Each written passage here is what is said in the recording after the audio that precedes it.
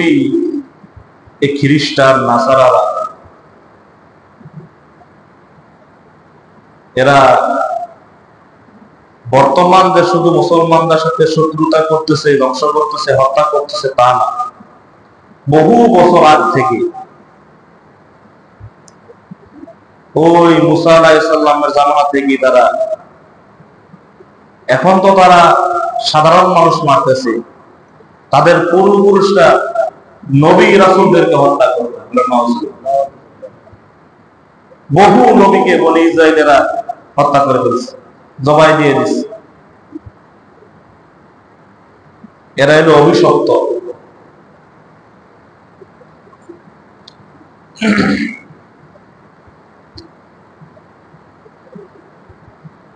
এই ইহুদি মুহাম্মদুর রাসূলুল্লাহ সাল্লাল্লাহু আলাইহি সাল্লামের জামানা থেকে যখন আত্মপ্রকাশ হয়েছে, তারা ইহুদি, মুনাফিক, বেঈমান। মুহাম্মদুর রাসূলুল্লাহ সাল্লাল্লাহু আলাইহি সাল্লামের জামানায় একটা গোত্র ছিল, নাম ছিল বনু কাইনুকা। বনু কাইনুকা। আমরা আগের ইতিহাস বলতেছি না, আমাদের নবী মুহাম্মদুর রাসূলুল্লাহ সাল্লাল্লাহু আলাইহি সাল্লাম থেকে যে ইহুদিরা আত্মপ্রকাশ করছে, তারা যে মুনাফিকি শুরু করছে, সেই ইতিহাসটা আমি বলতেছি, আগের ইতিহাস। বনু কাইনুকা একটা বাজার ছিল, কাইনুকা বাজার। এই বাজারে একজন আরব মহিলা বাজারে গেছে। ইহুদিরা এই আরব মহিলাকে বিবস্ত্র করে হাসি ঠাট্টা শুরু করছে, রং তামাশা শুরু করছে। এর আগে মুহাম্মদুর রাসূলুল্লাহ সাল্লাল্লাহু আলাইহি সাল্লাম যখন মদিনায় আসেন, তখন মদিনার ইহুদিদের সাথে একটা শান্তি চুক্তি হয়েছিল যে তোমরা যদি, তোমাদের উপর যদি কোনো আক্রমণ হয়, আমরা সহযোগিতা করে আমরা প্রতিহত করব, আর আমাদের উপর যদি কেউ আক্রমণ করে, তোমরা আমাদের প্রতিহত করবো, সহযোগিতা করবে। তারা এই চুক্তি মানছে। তো শান্তি চুক্তি চলতেছে, এরই মধ্যে কাইনুকা বাজারে এক আরব মহিলা তার উপর নির্যাতন করছে, তার বিবস্ত্র করছে, হাসি ঠাট্টা শুরু করছে। তা আরব মুসলমান এটা প্রতিহত করছে, এটা প্রতিবাদ করছে। তো প্রতিবাদ করতে যে বিশাল হাঙ্গামা শুরু হয়ে গেছে। তখন মুহাম্মদুর রাসূলুল্লাহ সাল্লাল্লাহু আলাইহি সাল্লাম ওনার কাছে খবর গেছে, উনি সশরীরে আসছেন যে কি অবস্থা, কেন এরকম হইলো। আলোচনা করার পর ইহুদিদের নেতারা বলতেছে যে তোমরা মনে করো না যে মক্কার কাফেরদেরকে পরাজিত করি এখানে আসো, আমাদেরকে পরাজিত করতে পারবে। এই কথা বলার উদ্দেশ্য হইল মুহাম্মদুর রাসূলুল্লাহ সাল্লাল্লাহু আলাইহি ওয়াসাল্লামের সাথে বদরী সাহাবীরা ছিলেন। বদর প্রান্তে যে মক্কার কুরাইশ কাফেরদেরকে যে হত্যা করছে, শোচনীয়ভাবে যে পরাজিত করছে, ইহুদিরা এটা স্মরণ করাই দিতেছে যে তোমরা মনে করো না যে আমাদের সাথে লাগলে আসতে, আমাদের সাথে যুদ্ধ করে তোমরা পেরে যাইবা, ওই মক্কার কুরাইশদের মতন আমাদেরকে পরাজিত করবে, এটা তোমরা মনে করো না। এটা নবীকে স্মরণ করাই দিতেছে। তো তখন এই সংবাদ বনি নাজির, ইহুদির আরেকটা গোত্র, তার কাছে খবর পৌঁছে গেছে। তো ইহুদিরা যে কত মুনাফিক, কত বেঈমান, যে তারা যখন দেখবেন ইহুদিদের মুখ থেকে কোনো ভালো ভালো কথা বাইর হইতেছে, ভালো ব্যবহার বাইর হইতেছে, মনে করবেন এর পিছনে একটা উদ্দেশ্য তাদের আছে।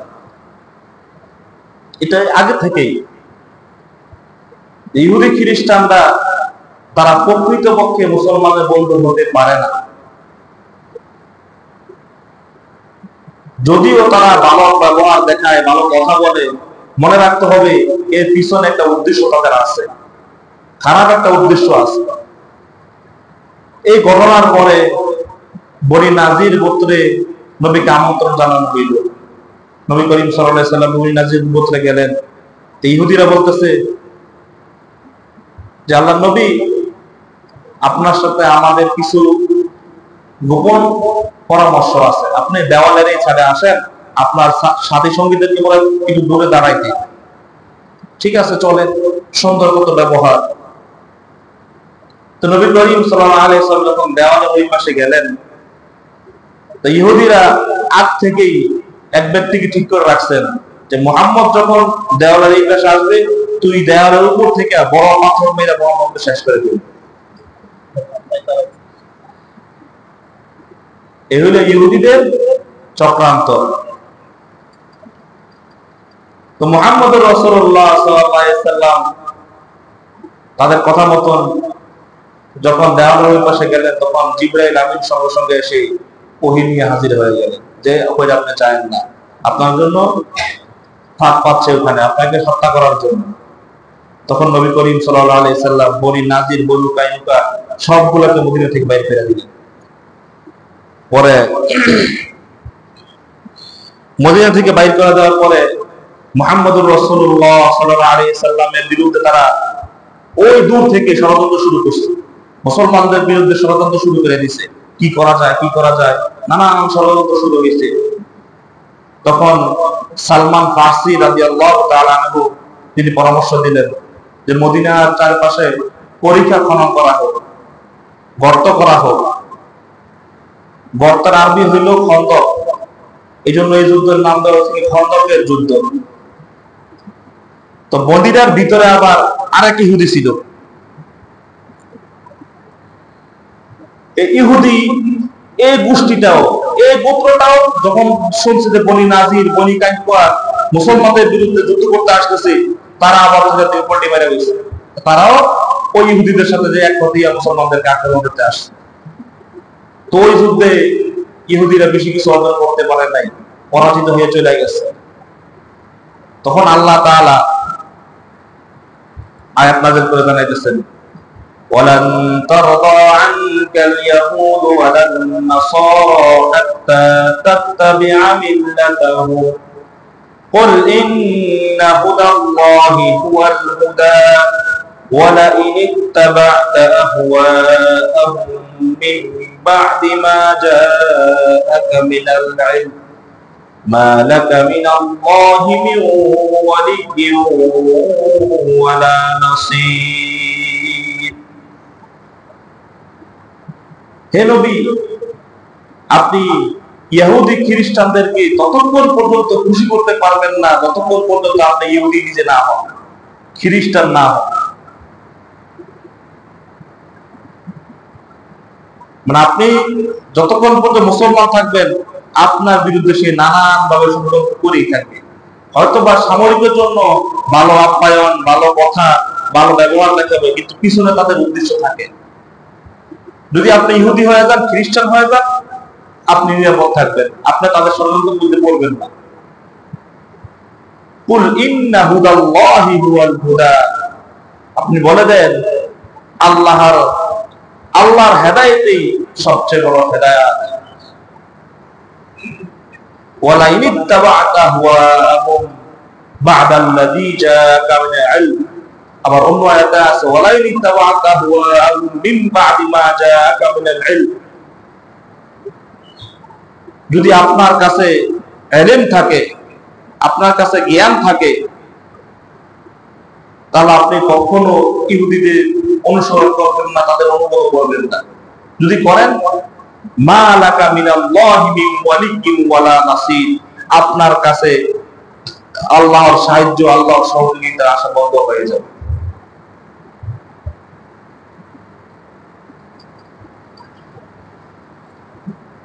আল্লাহ তাআলা এই আয়াত নাযিল করে মুসলমানদেরকে সতর্ক করে দিয়েছেন যে ইহুদিরা হলো সবচেয়ে বড় মুনাফিক।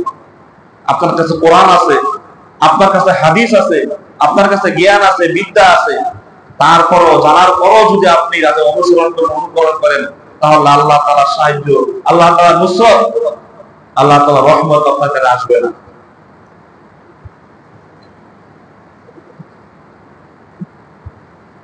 ইহুদিদের মতন আমাদের মুসলমানদের কিছু স্বভাব আছে।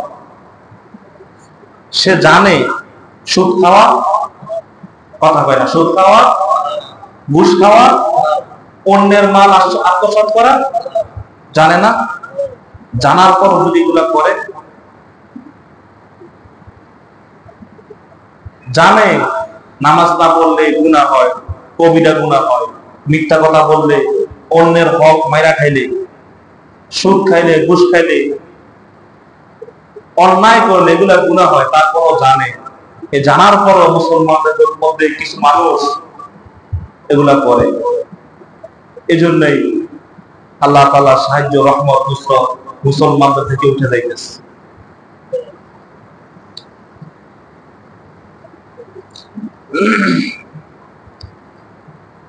এই ইহুদিরা যখন তারা কিতাবের অনুসরণ করত, তাদের কিতাবের নাম কি ছিল? তাওরাত। কি নাম? তাওরাত কিতাব। এই কিতাব যখন তারা অনুসরণ করত, তো তাওরাত কিতাবের মধ্যে ছিল যে মুহাম্মদ নামে একজন নবী আসবে, তার উপর কোরআন নামক এক কিতাব আসবে। এটা যখন এটা আসবে তোমরা এটা অনুসরণ করবে, এটা তাওরাত কিতাবে ছিল। তো বাবেল শহর ঈসা আলাইহিস সালামের 600 বছর আগে, ঈসা আলাইহিস সালামের 600 বছর আগে বাবেল শহর যখন আক্রমণ করা হইল খ্রিস্টানরা, তখন তাদের বোর্ডের মধ্যে তাওরাত কিতাব লেখা ছিল। মানে আসল তাওরাত, স্পষ্ট যখন তাওরাত, সত্য তাওরাত, এটা লেখা ছিল, তাদের বোর্ডের মধ্যে লেখা ছিল এখানে কি কি লেখা আছে। তো বাবেল শহর যখন আক্রমণ হয় তখন এই বোর্ডটা নষ্ট হয়ে যায়, ধ্বংস হয়ে যায়। তো 100 বছর পরে, যুদ্ধের 100 বছর পরে ইহুদিরা আবার তাওরাত কিতাব লিখবে। তখন তারা লিখতে যায় রদ বদল করে ফেলছে, তাদের মন মতন তাওরাত কিতাব লিখছে।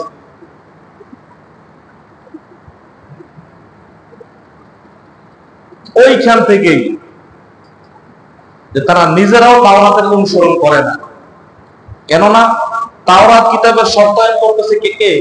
কোরআন কারীম। তাওরাতে লেখা আছে যে কোরআনুল কারীম নাজিল হবে, মুহাম্মদুর রাসূলুল্লাহ সাল্লাল্লাহু আলাইহি ওয়াসাল্লাম আসবে, তোমরা তার অনুসরণ করবা। এটা তাওরাত কিতাবের সত্যায়ন করতেছে কোরআন।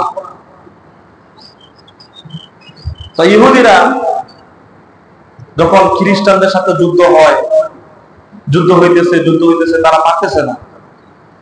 তারা তো তখন কিতাবের অনুসরণ, কিতাবী আহলে কিতাব তারা। তো খ্রিস্টানদের সাথে তাদের যুদ্ধ হইতেছে, যুদ্ধ হওয়ার পর তারা পারে না। তখন তারা আল্লাহ তাআলা দোয়া করছে, আল্লাহ তুমি আমাদের মধ্যে, আমাদের কিতাবের মধ্যে একজনের নাম আসছে, একটা কিতাবের নাম আসছে, ওই দল, ওই ব্যক্তিকে তুমি আমাদের সাথে সংযুক্ত করে দাও, যেন আমরা খ্রিস্টানদের সাথে যুদ্ধ করে জয়ী হইতে পারি। ইহুদিরা আল্লাহ তাআলার কাছে দোয়া করতেছে। ওয়ালাম্মা জাআহুম কিতাবুম মিন ইনদিল্লাহি মুসাদ্দিকান লিমা মা'আহুম ওয়া কানু মিন ক্বাবলু ইস্তাফতিহুনা 'আলাল্লাযীনা কাফারু ফালাম্মা জাআহুম মা 'আরাফু কাফারু বিহি ফালা'নাতুল্লাহি 'আলাল কাফিরিন। তারা এরকম দোয়া করতেছে আল্লাহর কাছে, আল্লাহ তুমি মুহাম্মদকে এবং তার অনুসারীদেরকে আমাদের অন্তর্ভুক্ত করে দাও।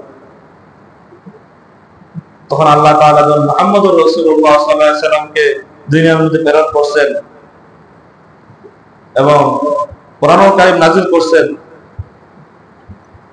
তখন তারা বলতেছে যে আমরা তো মনে করছিলাম যে মুহাম্মদকে ইহুদি বংশে, বনি ইসরাইলের বংশে প্রেরণ করবেন, তা আপনি তো দেখি ইসমাঈল আলাইহিস সালামের বংশে প্রেরণ করছেন। তাদের বাধা দিছে যে আমরা মনে করছিলাম যে মুহাম্মদকে আপনি বনি ইসরাইলের বংশে প্রেরণ করবেন, তার কিতাব বনি ইসরাইল থেকে আসবে, মুহাম্মদ বনি ইসরাইল থেকে আসবে, তো আমি তো দেখছি ইব্রাহিম আলাইহিস সালামের ছেলে ইসমাইল আলাইহিস সালামের বংশধরে মুহাম্মদ সাল্লাল্লাহু আলাইহি সাল্লামকে প্রেরণ করছেন। না, এটা মানতে পারতেছি না। পল্লি মারছে ইহুদিরা, পল্লি মারা দিছে।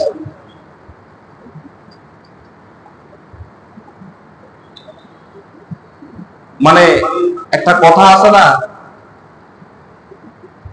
যে সব জানে, সব সত্য, এটা কি সব জানে মানে, কিন্তু ভিতরে অশান্তি, মানতে পারে না, ভিতরে ভিতরে মানতে পারে না। এই হলো ইহুদিরা।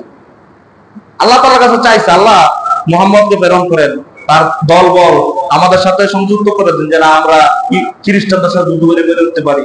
তখন আবার আল্লাহ বলা দিচ্ছে, আল্লাহ মুহাম্মদকে বলিয়ে দিতে পারেন, আমরা মানতে পারতাছি।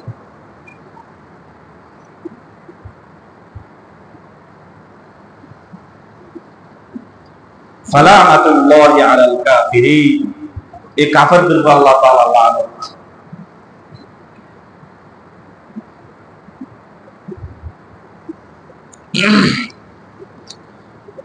আফাকুল্লামা জাআকুম রাসূলুম বিমা লা তাহওয়া আনফুসুকুম ইসতাকবারতুম,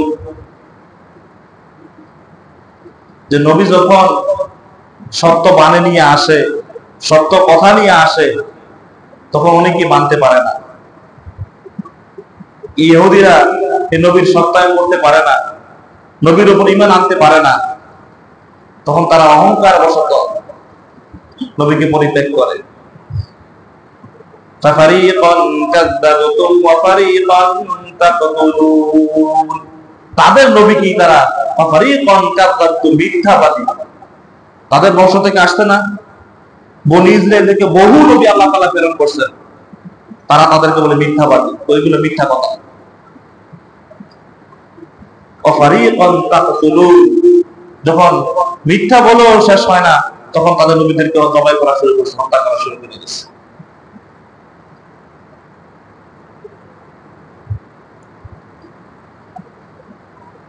এই যুগ যুগ ধরে মুসা আলাইহিস সালাম থেকে শুরু করে, মানে মুসা আলাইহিস সালাম আল্লাহ তাআলার কাছে গেছে তাদের জন্য কিতাব আনতে, এর আগে বহু আযাব গজব ইহুদিদের উপর আসছে, মুসা আলাইহিস সালামের জাতির উপর আসছে। কখনো ব্যাঙের আযাব, কখনো মশার আযাব, কখনো উকুনের আযাব, কখনো রক্তের আযাব, একটা পর একটা আসতেই থাকে, আসতেই থাকে। তখন আল্লাহ তাআলা বলেন, আল্লাহ ঠিক আছে, তুমি আমার আযাব গুনাহ দাও, আমরা তোমার উপর ঈমান আনবো, তোমার কথা মানবো, মুসা আলাইহিস সালামের কথা মানবো।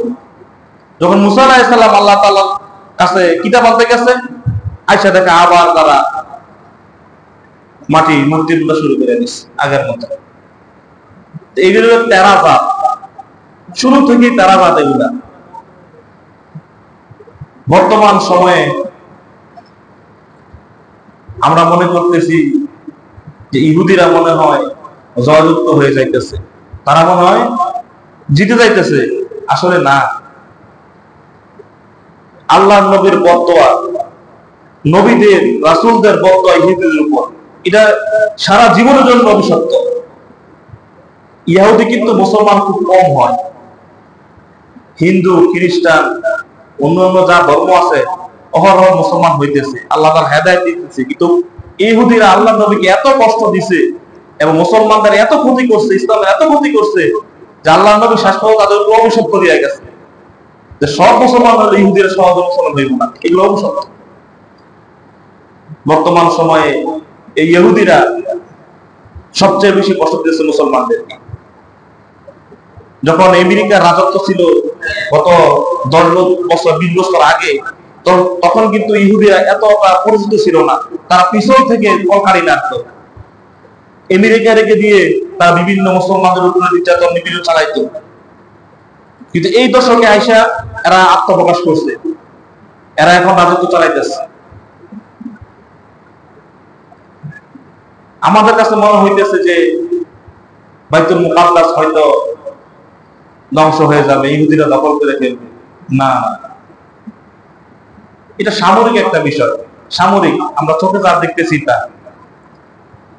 অথচ আল্লাহ তাআলা সূরা বনী ইসরাঈলের প্রথম আয়াতে বলছেন, সুবহানাল্লাযী আসরা বিআবদিহি লাইলাম মিনাল মাসজিদিল হারাম ইলাল মাসজিদিল আকসাল্লাযী বারাকনা হাওলা লিনুরিয়াহু মিন আয়াতিনা। যে আমি আমার রাসূলকে মসজিদে হারাম থেকে মসজিদে আকসা সফর করাইছি, মসজিদে আকসা থেকে সিদরাতুল মুনতাহা পর্যন্ত সফর করাইছি। এই মসজিদে আকসা, বাইতুল মুকাদ্দাস, এটা হলো বরকতময় একটা জায়গা। এটা মুসলমানরা ছাড়বে না, যত কিছুই হোক। এই বরকতময় জায়গা মুসলমানরা ছাড়বে না। ঠিক যেমনি ভাবে মসজিদে হারাম, মসজিদে নববী মুসলমানরা ছাড়বে না, ঠিক তেমনি ভাবে বাইতুল মুকাদ্দাসও মুসলমানরা ছাড়বে না। হয়তো সাময়িক ভাবে দেখতেছেন যে এটা ইহুদিদের কবলে চলে যাইতেছে, তারা এটা জয় করে ফেলতেছে, আসলে না। এটা বরকতময় জায়গা। কিয়ামত পর্যন্ত একটা হক দল, সত্য দল আল্লাহর পথে থাকবে। এদেরকে কেউ পরাজিত করতে পারবে না, কিয়ামত পর্যন্ত থাকবে। এই বাইতুল মুকাদ্দাস কখনোই ইহুদি খ্রিস্টানরা জয় করতে পারবে না, দখল করতে পারবে না। মুসলমানদের থাকবেই। এর নবীর ভবিষ্যৎবাণী। আমরা তো এখন বিশ্লেষণ করতেছি, হয়তো শেষ, সবকিছু শেষ হয়ে যেতেছে, সব মায়েরা সাফ করে বলতেছে, না, কিচ্ছু না। একটা দল থাকবেই। আল্লাহর ঘর, এই পবিত্র ভূমিকে রক্ষা করার জন্য একটা দল থাকবে। এখানে এই দল কেউ পরাজিত করতে পারবে না, কেউ না। কেননা আল্লাহ তাআলা এই তিনটা ভূমিকে, এই তিনটা জায়গাকে বরকতময় বলছে, বরকতময় ঘোষণা দিচ্ছে। হযরত সুলাইমান আলাইহিস সালামকে আল্লাহ তাআলা তিনটা জিনিস দিয়েছেন। তিনি আল্লাহ তাআলা চাইছেন, আল্লাহ তুমি আমাকে তিনটা জিনিস দাও, তুমি আমাকে এমন বিচার করার ক্ষমতা দাও যে ঠিক যেমনি ভাবে তুমি বিচার করলে কোনো ভুল ত্রুটি হয় না, কোনো ভুল হয় না, আমাকে তুমি সেই হিকমত দাও, সেই বুদ্ধি দাও, সেই বিচার ক্ষমতা দাও যে আমি বিচার করলে যেন কোনো ভুল না। আল্লাহ তাআলা দিয়েছেন। আল্লাহ তাআলা কাছে চাইছেন, আল্লাহ তুমি আমাকে এমন রাজত্ব দাও যে আমি পশু পাখি সবার উপর রাজত্ব করতে পারি। আল্লাহ তাআলা দিয়ে দিয়েছে। আল্লাহ তাআলা তুমি এমন একটা জিনিস দাও যে এই বাইতুল মুকাদ্দাসে এসে যেন যে নামাজ আদায় করবে, যে আল্লাহ তাআলা তওবা করবে, আল্লাহ তাআলা যেন তাকে মায়ের গর্ভ থেকে যখন বাচ্চা প্রসব হয় নিষ্পাপ, এই বাইতুল মুকাদ্দাস থেকে নামাজ পড়ে বের হলে যেন সেই এরকম ভাবে নিষ্পাপ হয়ে যায়। আল্লাহ তাআলা দিয়ে দিচ্ছে। وَنَجَّيْنَاهُ وَلُوطًا إِلَى الْأَرْضِ الَّتِي بَارَكْنَا فِيهَا لِلْعَالَمِينَ। ইব্রাহিম আলাইহিস সালাম এবং লূত আলাইহিস সালামকে আল্লাহ তাআলা যেখানে নাজিল করছেন, যেখানে তাদের বংশপরম্পরা থাকবে, এই জায়গাটা হলো বরকতময় লিল আলামিন, সমস্ত পৃথিবীবাসীর জন্য। শুধু ফিলিস্তিনের জন্য, গাজার জন্য তা না, সমস্ত বিশ্ববাসীর জন্য ওই জায়গাটা হলো বরকতময়। এই জন্য এই জায়গা ইহুদি খ্রিস্টানরা কোনো সময় দখল করতে পারবে না। হয়তো সাময়িকের জন্য যা দেখতেছেন এটা কিছু না, মন খারাপ করা যাবে না, বিশ্বাস রাখতে হবে, দোয়া করতে হবে আল্লাহ তাআলার কাছে।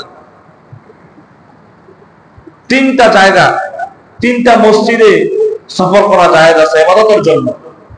মসজিদে হারাম, মসজিদে নববী, বাইতুল মুকাদ্দাস, মসজিদে আকসা। এই তিনটা জায়গায় আপনি সফর করতে পারবেন ইবাদতের উদ্দেশ্যে, আর কোনো জায়গায় না।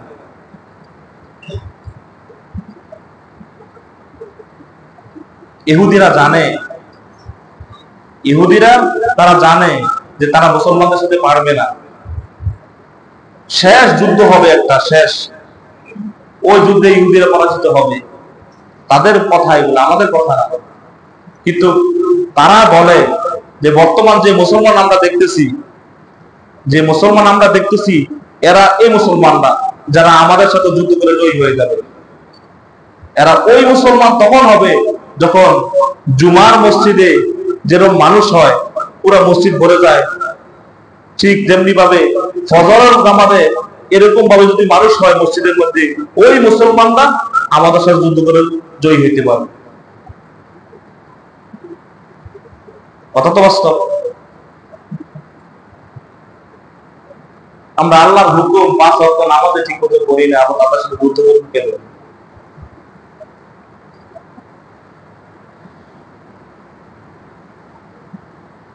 আগে আল্লাহর হুকুম ঠিক মতো আদায় করা, দোয়া করা, ইমানি শক্তি আমাদের শেষ।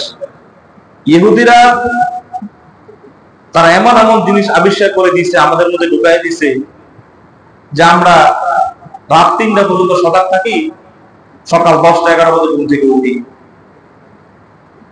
আর তাদের ছেলে মেয়েরা তারা এশার সময় ঘুমায় যায়, ফজর সময় উঠা যায়, সকাল সকাল কাজে বাইরে হয়ে যায়। এখন কোন ব্যক্তি যদি রাত 3টা পর্যন্ত সজাগ থাকে, সে কি ফজর নামাজ পড়তে পারে? কেউ যদি দিনের 11টা 12টা পর্যন্ত ঘুমায়, তার সারা দিনের বরকত শেষ হয়ে গেছে।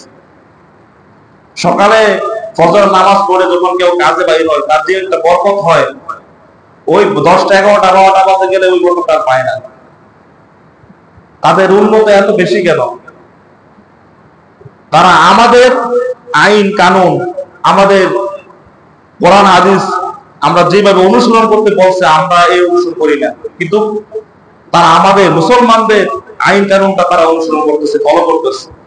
এই জন্য তারা এত শিষ্য কত উপরে উঠে গেছে, এত শিষ্য স্থানে তারা চলে গেছে, তাদের প্রযুক্তি এত বেশি। নবী করিম সাল্লাল্লাহু আলাইহি সাল্লাম এশার নামাজ পড়ে ঘুমায় যাওয়া সুন্নাত করতেন।